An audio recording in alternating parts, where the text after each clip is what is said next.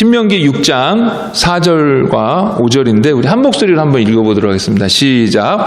이스라엘아 들으라. 우리 하나님 여호와는 오직 유일한 여호와이시니 너는 마음을 다하고 뜻을 다하고 힘을 다하여 내 하나님 여호와를 사랑하라. 아멘.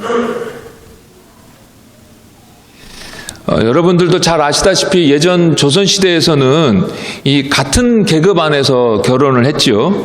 그러다 보니까 자기네 그 가문의 수준에 맞는 그런 집안의 사람을 찾아서 이렇게 결혼을 이렇게 시켰습니다. 그러니까 당사자들의 의사와는 상관없이 그냥 집안에서 결정해주는 그런 수준 비슷한 사람들과 이렇게 사람과 결혼을 해야 했지요.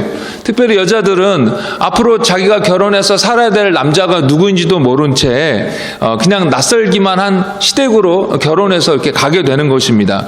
그래서 시집갈 때 여자들이 많이 우는 이유가 이제 그거죠. 그러니까 친정을 떠나서 모르는 시댁으로 이렇게 가니까 이제 슬픈 거죠. 그래서 많이 우는 거예요. 다행히 정말 좋은 남편 만났으면은 그 여자의 인생이 피는 거지만 그 남편이 남봉꾼이면 평생 한을 품고 이렇게 살게 되어 있습니다. 조선 중기 16세기에 한 유명한 여자 시인이 있었는데 헌안설원이라는 여자입니다. 이 여자도 이 집안에 따라서 김성립이라는 남자와 15살 때쯤에 이제 결혼을 하게 됐는데 이 헌안설이라는 여자가 워낙 글과 시에 뛰어나니까 남자가 좀 주눅이 들었는지 이 여자를 피하고 그냥 기생집에서 즐기면서 시간을 보내는 것입니다. 게다가 그렇게 아들이 좀 그러면 시어머니가 미안해서라도 좀 잘해줬으면 좋았을 텐데 이 시어머니가 이 며느리를 그렇게 구박하는 것입니다. 그러니까 이 헌안설이라는 이 여자가 얼마나 힘들었겠습니까? 그래서 그 슬픔과 괴로움을 시와 글로 이렇게 달래는 것입니다. 그때 당시 유교적인 문화에서 지합이 이 남편을 하늘처럼 섬기고 사랑해야 한다고 하니까 그저 참아내면서 애쓰면서 결혼 생활을 유지하는 것입니다. 그런데 이런 경우가 헌안설원이라는 여자 하나뿐이었겠습니까? 아마 그때 당시 정말 많은 여자들이 다 그렇게 지냈을 것입니다. 남편이니까 사랑하고 존경하기는 해야 되겠는데 이렇게 기생집에서 연연하는 남자를 사랑하고 존경하자니까 그것이 힘들고 억지스러운 것입니다. 제가 왜 이야기를 말씀드리냐면요. 신앙생활을 하는 데 있어서 이렇게 헌안설원 이라는 이 여자와 비슷하게 하는 분들이 꽤나 있기 때문에 그렇습니다. 억지로 마지못해서 의무감에서 신앙생활을 하는 것입니다. 예수 믿고 구원은 받아야겠고 또 정말 예수님을 믿는다고 했는데 그렇지만 하나님을 사랑하라는 말씀이 부담이 되는 것입니다. 그렇게 잘 안 되니까요. 게다가 마음과 뜻과 힘을 다하여 사랑하라는 말씀은 부담을 넘어서 막 반발감마저 생기게 합니다. 막 우리를 억지로 이렇게 몰아세우면서 날 사랑해야 돼라고 막 억지로 막 사랑하라고 막 부추기는 것 같습니다. 이렇게 뭐 부담을 주는 것 같습니다. 그러면서 꼭 굳이 그렇게까지 그런 식으로까지 사랑을 해야 하는가라는 질문이 생기는 것입니다.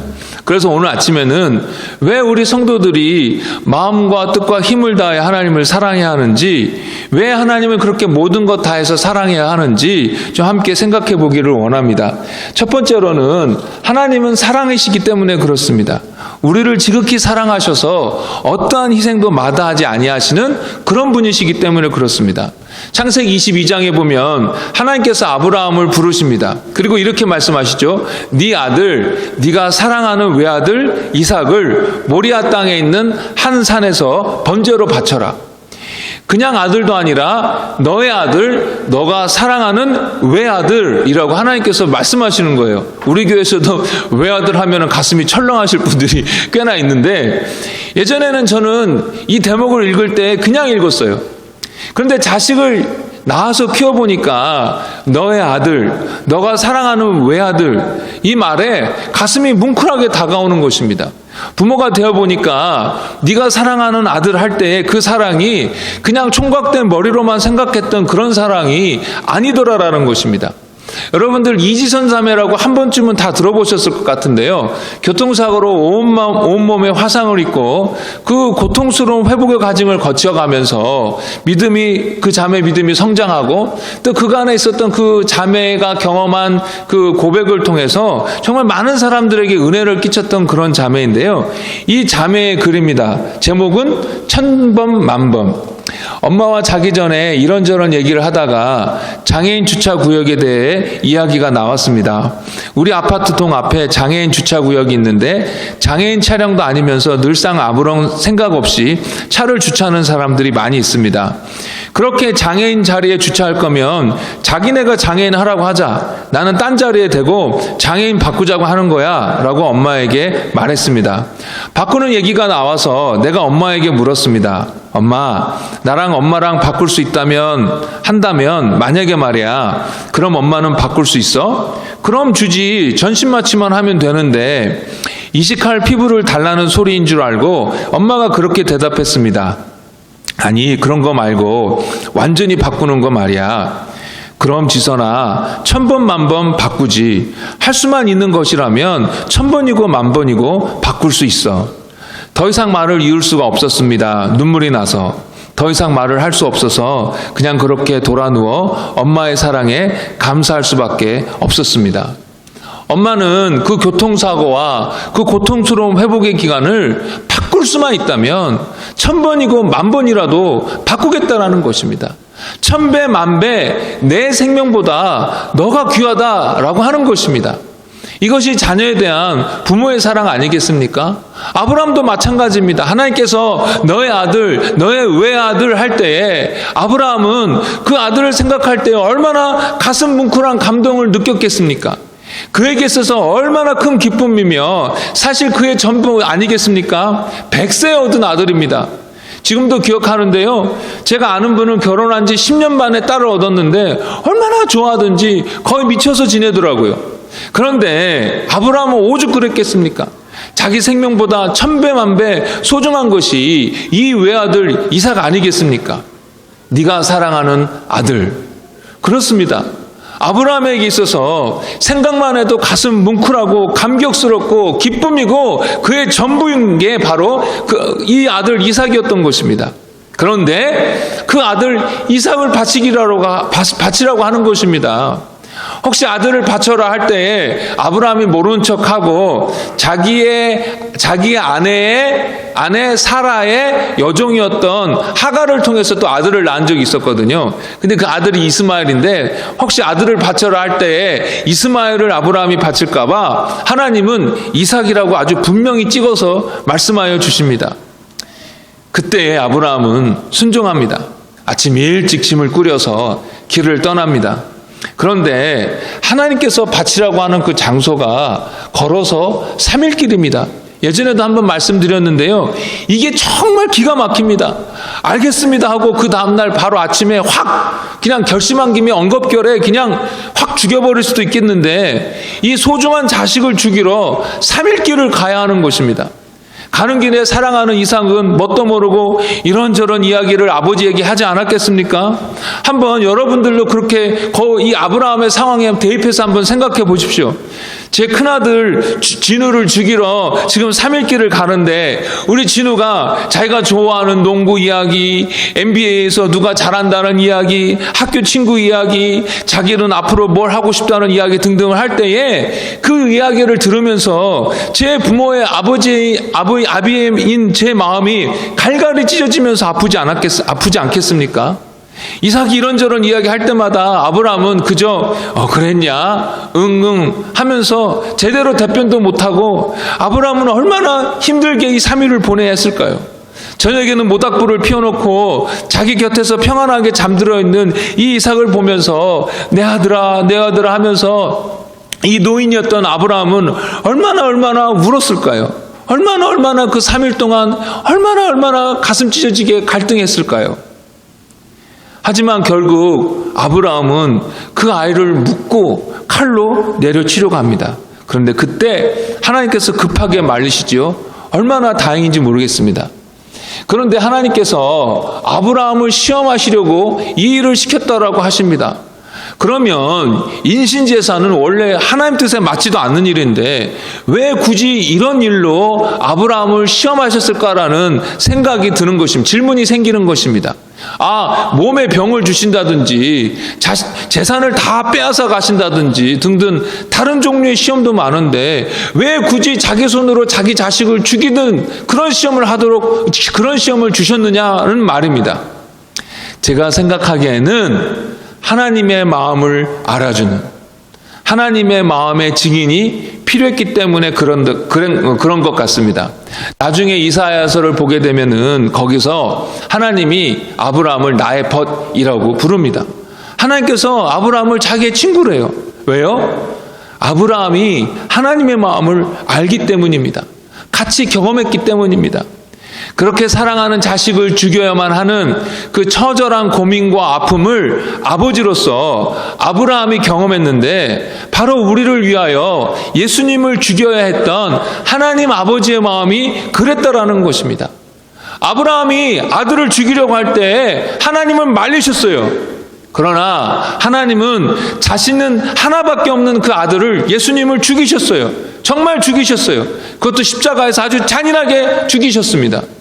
그 십자가에서 하나님께서 사랑하시는 그 아들 예수가 엘리 라바 사막다니 나의 하나님 어찌하여 나를 버리셨나이까 라고 부르짖을 때에 하나님 아버지의 마음을 얼마나 아프셨을까요? 그러나 하나님은 그 예절한 예수님의 부르심을 애써 외면하시고 기어이 예수님께서 그 십자가에서 처참하게 죽도록 하셨다라는 것입니다.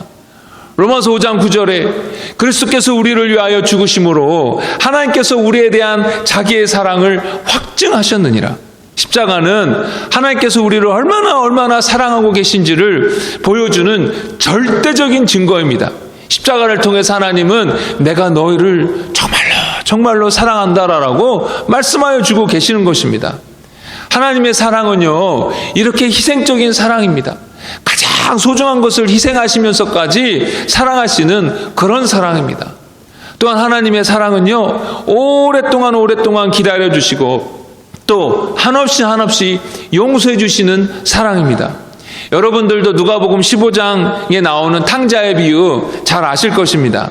아버지가 뻔히 살아계시는데 자기가 상속받을 재산을 미리 달라고 하는 아주 못돼먹은 놈입니다. 그리고 그 재산을 가지고 허랑방탕하게 다 소비해버렸습니다. 결국 이 아들은 갈 데가 없어서 결국 다시 아버지의 집에 돌아오고 있습니다. 그런데 이 이야기에서, 이 예수님께서 해주신 이 이야기에서 가슴이 뭉클한 것은 아직도 거리가 먼데 이 아버지가 그를 알아보고 그에게 달려갔다라는 것입니다. 이 아버지는 아들이 나간 이후에 이 아들을 계속해서 기다려왔던 것입니다.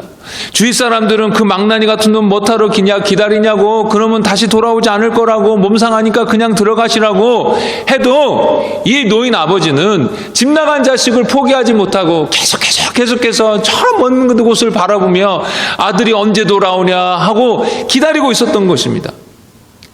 저희 동네 월마트에 제가 자주 가는데요, 어떤 때는 4번씩이나 간 적도 있어요. 그런데 나가는 쪽 출입구 쪽 벽에 보면은 실종된 사람들의 그 사진이 이렇게 걸려 있습니다. 여러분, 자식이 실종되면 그 부모가 제정신이겠습니까? 제가 예전에도 한번 말씀드렸는데 자기 딸이 16년 전에, 지금 오래됐으니까 한 19년, 20년 됐겠네요.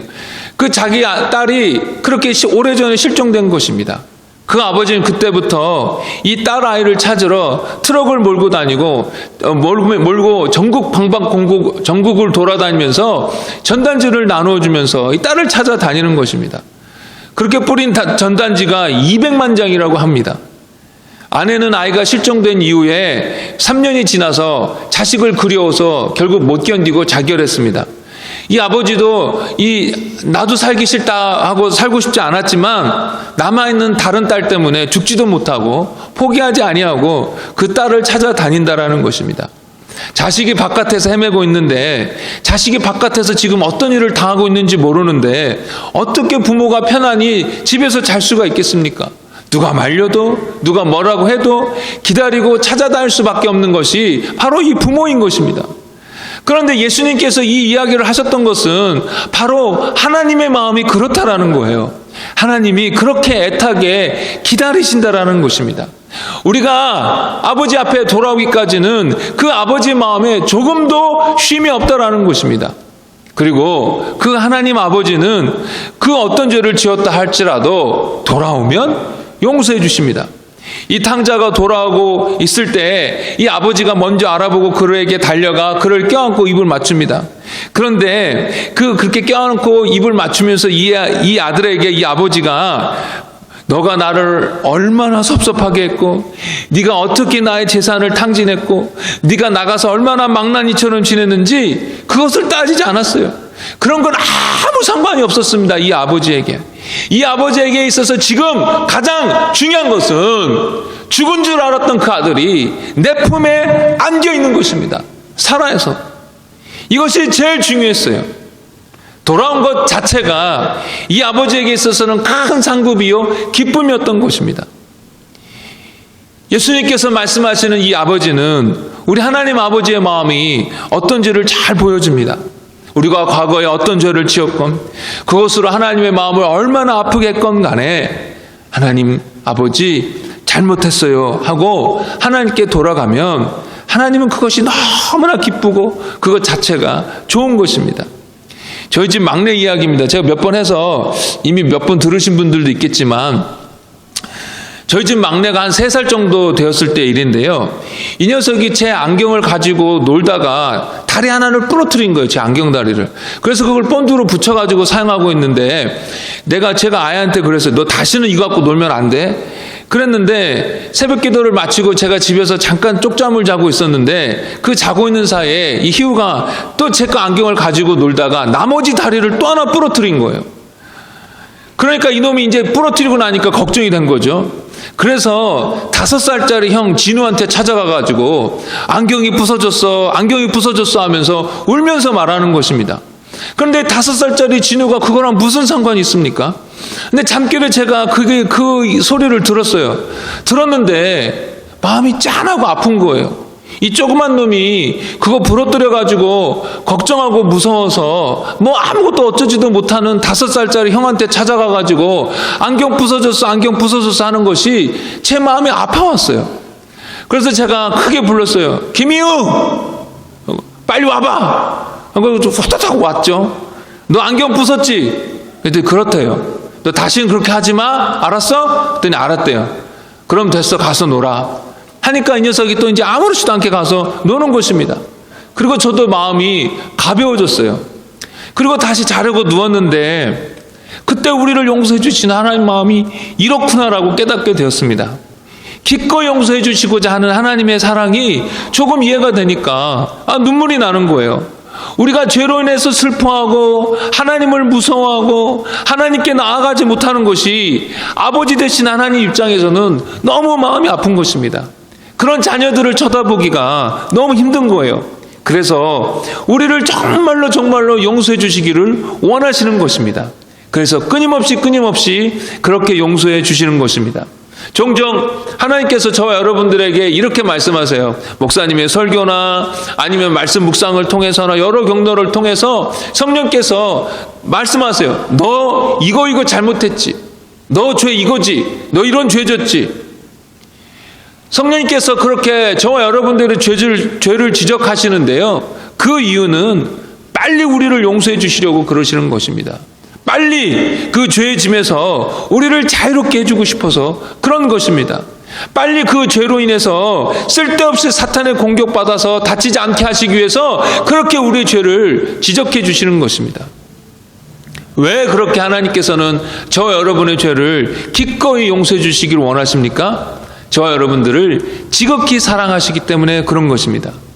세 번째로 하나님의 사랑은요, 우리에게 가장 좋은 것을 주시는 사랑입니다. 에베소서 1장 3절에 이렇게 말씀하고 있습니다. 찬송하리로다 하나님 곧 우리 주 예수 그리스도의 아버지께서 그리스도 안에서 하늘에 속한 모든 신령한 복을 우리에게 주셨도다. 정말 좋은 것, 정말로 좋은 것, 그거 한 개, 두 개는 빼놓고 나머지를, 그것도 다 좋은 거니까 그걸 주신 것이 아니라 우리를 너무나도 사랑하시기에 정말 좋은 거, 그것마저도 다 우리에게, 모두 다 전부 다 우리에게 주셨다라는 것입니다.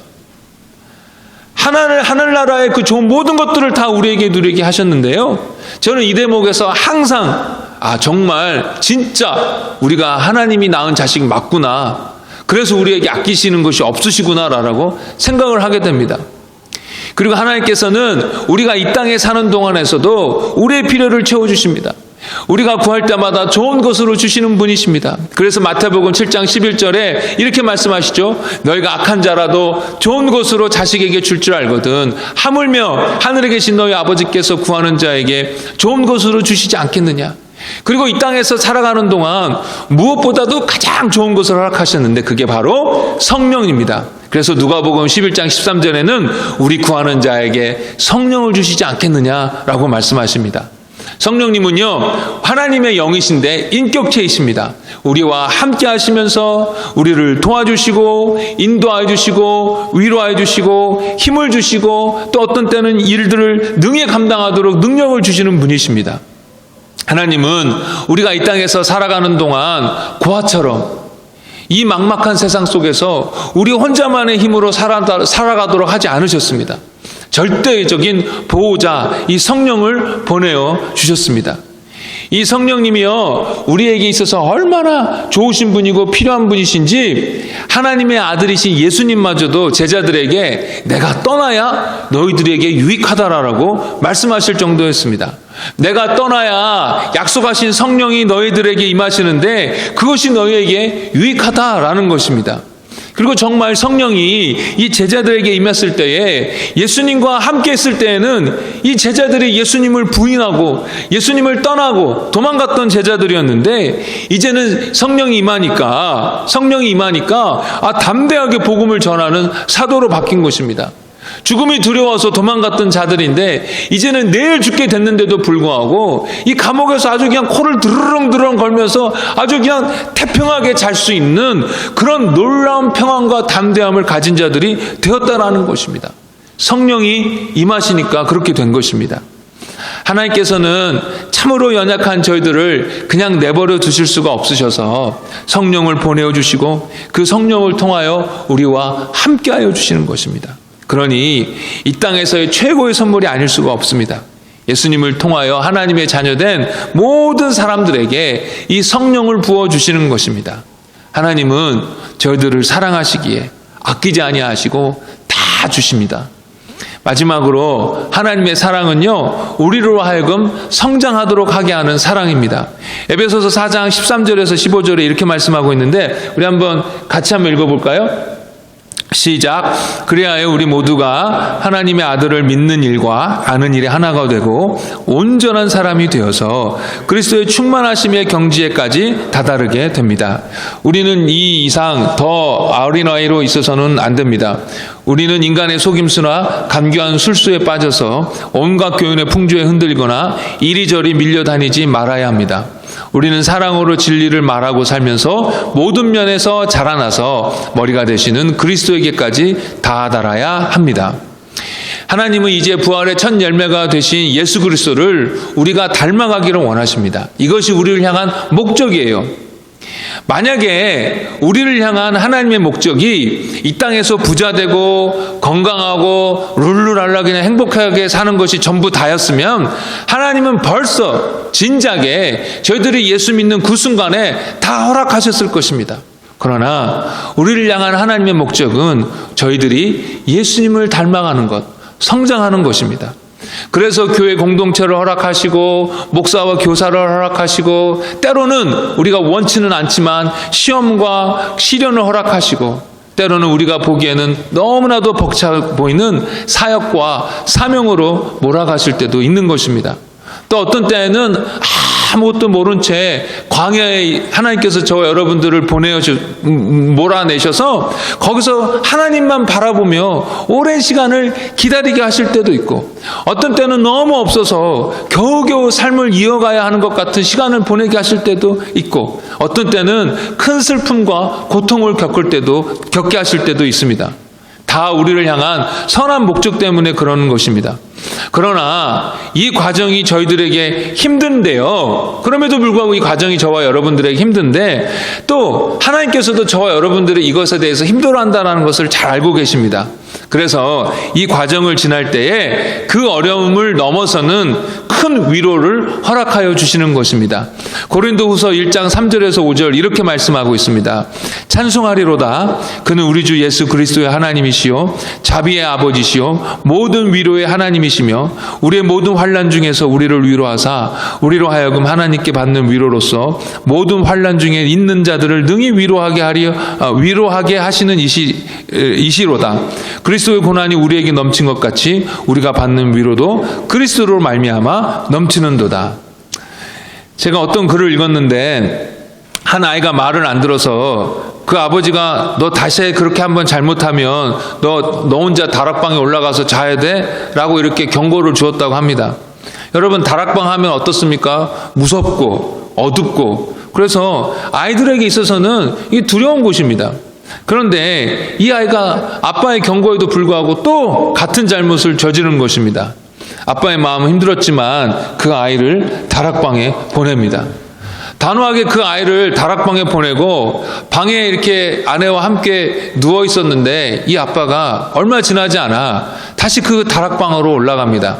그리고 그 아이를 꼭 껴안고 같이 그 차가운 바닥에 누워 잤다라는 것입니다.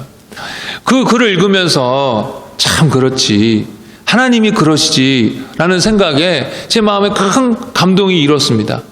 수술실에 외롭게 들어갈 때에 하나님의 그 위로와 평강이 나를 덮고 경제적으로 어려워서 어떻게 해야 되나라고 하나님께 눈물로 기도할 때에 하나님께서 내 마음에 소망을 주시고 상처받아서 슬퍼할 때에 하나님께서 나도 안다 하고 말씀하여 주시고 당황스러운 일을 당했을 때에 좋은 믿음의 친구들을 보내주셔서 옆에서 나를 돕도록 해주시고 마음 우울할 때에 친구들을 보내주셔서 웃게 해주시고 위로받게 해주시고 무엇보다도 예배할 때에 한량없는 하나님의 그 사랑의 임재로 나를 덮어주시는 것입니다. 오히려 고난당할 때에 예전에는 결코 보지 못했던 하나님의 그 세밀한 손길이 여기저기서 마구마구 보이기 시작합니다. 하나님의 은혜가 폭포수와 같이 부어지는 것을 경험하게 됩니다. 오히려 고난당할 때에 하나님은 우리의 성장을 위하여 고난을 허락하시지만 그냥 홀로 우리만의 힘으로 당하게 하지 않으십니다. 사랑하기 때문에 그 고난 중에서도 잘 감당하도록 저와 여러분들을 도와주시는 것입니다. 자, 제가 4가지로 이 하나님의 사랑에 대해서 나누어 봤는데 여러분 어떻습니까? 하나님이 허난서론의 남편 김성립 같습니까? 아닙니다. 하나님은 너무나도 좋으신 분이십니다. 하나님은 사랑이십니다. 이제 다음 달 7월에 제 친구 선교사님이 이제 저희 집에 오고 또 저희 교회도 이렇게 오게 될 텐데요. 저희들이 수요일마다 기도하고 있는 선교사님 중에 한 분입니다. 근데 이 선교사님은 예전에 이슬람 무장단체였던 그 아이시스가 아주 극렬하게 활동하고 있던 지역에서 매우 가까운 곳에서 거주하면서 사역하셨던 분입니다. 정말로 위험한데도 불구하고 하루하루 우리의 목숨을 하나님께 맡깁니다. 우리의 생명을 주님 앞에 의탁합니다 하면서 매일같이 정말 살아남기 위하여 하나님만을 의지하면서 그렇게 지내야만 했었습니다. 그곳에서 그렇게 계속 지냈어요. 어느 다른 곳에 피신하지도 않고 그곳을 지키면서 몇 년 동안 그 자리를 지키며 사역을 했었습니다. 그리고 지금도 그곳에서 사역을 하시는 분이에요. 어쩌다 안식년으로 나와도 현지 상황 때문에 다른 선교사님처럼 1년 쉬지 못하고 그냥 몇 개월 잠깐 있다가 다시 금방 그곳으로 돌아가는 분이십니다. 참 고지식하고 성실한 선교사님이에요. 이번에도 나오시는데 또 얼마 있지 못하고 또 들어가셔야 돼요. 이 친구 선교사님은 제가 달라스에 있을 때부터 교제를 했는데 사람이 얼마나 진실하고 성실하고 순수한지요. 요나단이 다윗에게 빠져가지고 이것저것 다 주면서 내가 왕의 아들인 자기가 아니라 네가 왕이 되어야 된다라고 했던 그 심정이 이해가 될 정도로 그렇게 이 선교사 친구를 위해서는 어떤 일이라도 해주고 싶은 거예요. 왜 그렇습니까? 이 선교사 친구의 성품과 하나님을 향한 헌신 때문에 그렇게 빠져들게 되는 것입니다. 왜 우리가 하나님을 사랑하는 것이 힘이 듭니까? 그것은 하나님의 사랑을 몰라서 그렇습니다. 알아도 이론적으로만 알았지 경험해서 가슴으로 알고 있지 않기 때문에 그렇습니다. 그분을 가까이에서 경험하겠다면은 그분을 사랑할 수밖에 없는 것입니다. 하나님은 정말로 좋으신 분이시고 저희들을 사랑하시는 분이십니다. 말씀을 정리하겠습니다. 제가 페이스북에 올렸는데 기도하다 이런 생각이 들었어요. 우리 교회 오시는 분들을 보면은 다 사람 좋아하고 서로 간에 교제하는 것들 참 좋아합니다. 정도 많아요. 그리고 이제 우리들끼리 시간을 점점 더 많이 보내게 되면서 서로 더 정도 많이 들게 되었습니다. 그러면서 이런 생각이 들었는데 우리 교회 교인들, 우리 오직 은혜로 교회 안에서 신앙생활 하면서 하나님과도 좀 정이 더 많이, 더 깊이 좀 들었으면 좋겠다라는 것이었습니다. 그리고 그것이 저의 기도가 되었어요. 사람 좋아하고 그래서 사람들이랑 먹고 교제하는 것 좋아한다면 또 사람에 대해서 정을 느끼고 또 사람에 대해서 아끼는 마음이 있다면 하나님에 대해서도 똑같이 그럴 수 있는 것입니다. 하나님은 무슨 관념, 개념으로만 있는 분이 아닙니다. 하나님은 무슨 force, 하나님은 무슨 에너지, 기 이런 것이 아닙니다. 하나님은 인격체이십니다. 우리가 말하면 듣는 분이시고 우리에 대해서 기뻐하시는 분이시고 의지를 가지고 일하시는 분이십니다. 제가 예전에 펠로시교에서 일할 때 저랑 친하게 지냈던 그 교회 스텝 집사님이 계세요. 저랑 친한데 저한테 구사리를 제일 많이 주었던 집사님이신데 사실 그 집사님 때문에 제가 좀 철이 들었어요, 정말로. 근데 이제 펠로시 교회에 담임 목사님이 한창 공석일 때가 있었는데 근데 실력이 또 안 되는데 정황상 제가 이제 그 빈자리를 이렇게 채워야 했었는데 일부 예배 인도하고 설교하고 예배 마치면 찬양 인도 준비하고 또 2부 예배 때 찬양 인도하고 설교하고 마치면 또 청년부 올라가서 설교하고 예배 인도 했어야 했었습니다. 그런데 2부 예배 찬양 인도를 찬양 인도하면 제가 땀을 뻘뻘 흘리지 않습니까? 그러니까 땀을 뻘뻘 흘리면서 찬양 인도를 마치고 이제 이어서 설교를 하려고 하면은 찬양 인도까지 에너지를 다 써버려가지고 몸에 기운이 안 남아 있는 거예요. 그래서 1부 예배 이제 2부 예배 이제 설교를 할 때에 정말 몸이 힘들었어요. 그래서 아침에 진짜 맨밥이라도 몇 숟가락 먹고 이제 나오는데 아침에 시간이 없어서 그것도 잘 못하는 거예요. 근데 그렇게 힘들어하는 것을 이 집사님이 알고 1부 예배 마치고 이제 찬양팀 셋업을 하는 시간이 잠깐 있는데 이 집사님이 저를 불러요. 뭐 친절하게도 안 불러요. 되게 막 시큰둥하게 부르는데 빨리 오라고. 빨리 오라고 해서 스텝들이 밥 먹는 그 부엌에 가게 되면 그 주일 식사 담당하는 분들을 보채가지고 국밥 한 그릇을 얻어가지고 빨리 그거 먹으라고 그러는 거예요. 근데 시간이 없으니까 이제 그 악기팀 셋업하는 그 시간이 굉장히 짧거든요. 그러니까 그 짧은 시간 안에 이제 후다닥 먹는데 후다닥 막 먹으면서도 이 집사님의 그 정이 느껴져가지고 먹다가 울컥울컥 하는 거예요. 울컥울컥. 아주 그 짧은 시간에 먹는데 울음 참으면서 먹느라고 그게 그렇게 힘들었었어요.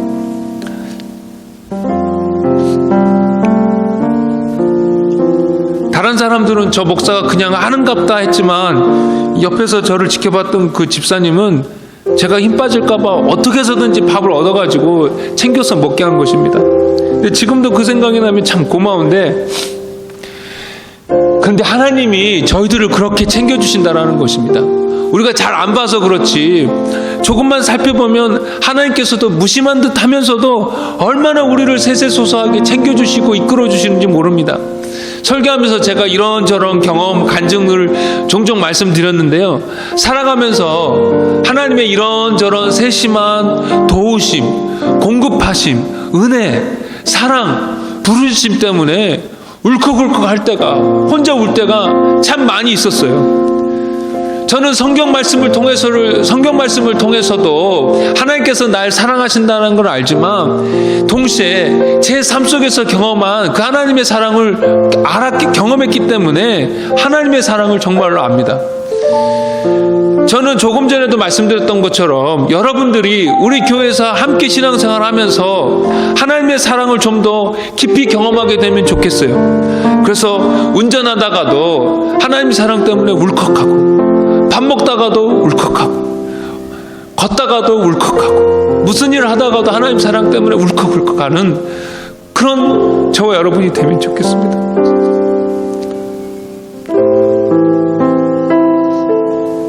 사람 좋아하는 여러분들, 사람 다 좋아하잖아요, 여러분들. 그렇다면 하나님을 조금만 경험하면 여러분들도 엄청나게 하나님을 좋아하고 사랑할 수 있습니다. 그러니 저와 여러분들 하나님을 더욱더 이렇게 경험해서 사랑하게 되는 우리 모두가 되면 좋겠습니다. 다음 주에는 어떻게 하면 하나님의 사랑을 이렇게 더 경험할 수 있을런지 더 구체적으로 나누겠는데요. 이번 한 주는 딱 한 가지만 이렇게 기도하면서 저와 여러분들이 한 주를 보내면 좋겠습니다. 하나님을 경험하게 해주세요. 내 삶을 붙드시고 나를 사랑하시고 나를 세세소소하게 인도하시고 책임지시는 그 하나님의 사랑을 저로 하여금 보게 해주세요. 보게 해주세요. 경험해서 알게 해주세요.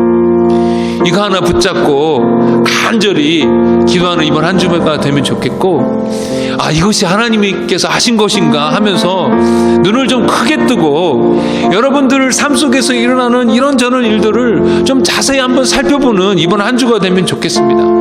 하나님께서는 막 베푸시는데 그걸 그냥 모른 채 지나갈 때가 얼마나 많은지요. 아, 그 집사님이 저한테 그냥 퉁명스럽게 와서 밥 먹어요.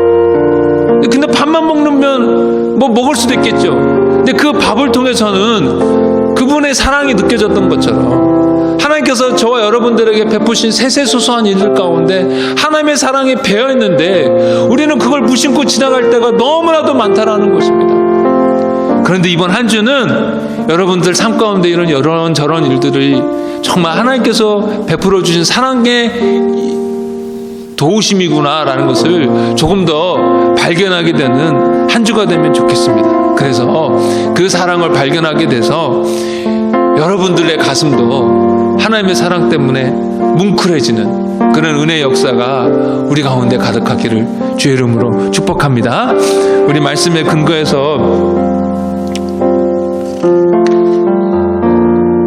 좀 기도하기를 원하는데요. 첫 번째로 우리 같이 기도하기를 원하는 것은 제가 방금 말씀드린 것처럼 하나님, 이번 한 주간 하나님의 사랑을 좀 보게 해주세요. 하나님의 사랑을 보게 해주세요. 하나님의 사랑을 경험하게 해주세요라고 이 시간 이거 놓고 우리 잠깐 좀 통성으로 기도하겠습니다. 같이 기도하겠습니다.